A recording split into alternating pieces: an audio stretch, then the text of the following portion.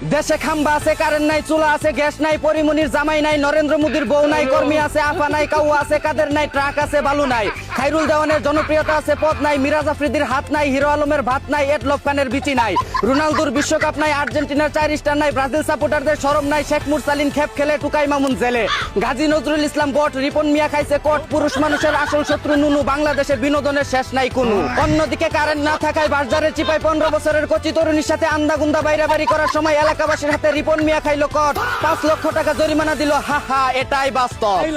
এদিকে 24 ঘন্টায় 72 বার কারেন্ট না নিয়ে বাড়িতে এসে মিটারই খুলে নিয়ে যাওয়ার অনুরোধ করলো এলাকাবাসী।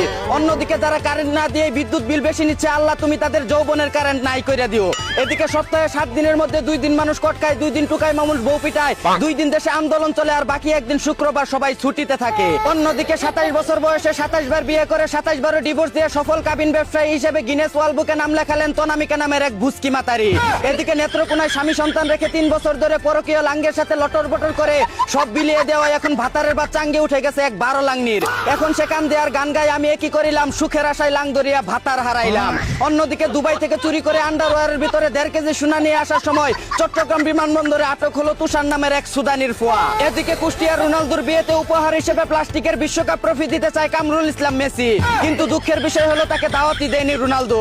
অন্যদিকে স্ত্রী সন্তানদের জন্য 12 বছর প্রবাসে থেকে মাথার গাম পায়ে ফেলে টাকা পয়সা উপার্জন করে তাদের সকল আবদার পূরণ করার পর এখন অসুস্থ হয়ে যাওয়ায় রাস্তার পাশে ফেলে রেখে গেল স্ত্রী সন্তানরা। আসলে পুরুষ মানুষের জীবনটাই এমন, দিতে পারলে বেশ, না দিতে পারলেই শেষ। এই ছিল কারেন্ট না থাকা দেশের আন্দাগুন্দা খবর। চাইনা থেকে আগত মিস্টার চুদলিং পংকে সাথে নিয়ে আমি ছিলাম চিন্তা করো মজিবর। শুনছিলেন আপনারা আবাইত্যা টিভির দুঃসংবাদ। এতক্ষণ সাথে থাকার জন্য ধন্যবাদ। ভিডিওটি ভালো লাগলে উড়াদুরা শেয়ার করে দিন। বিনোদনকে বিনোদন হিসাবে দেখুন। ঝাঁকানাকা পেজটি ফলো করে রাখুন।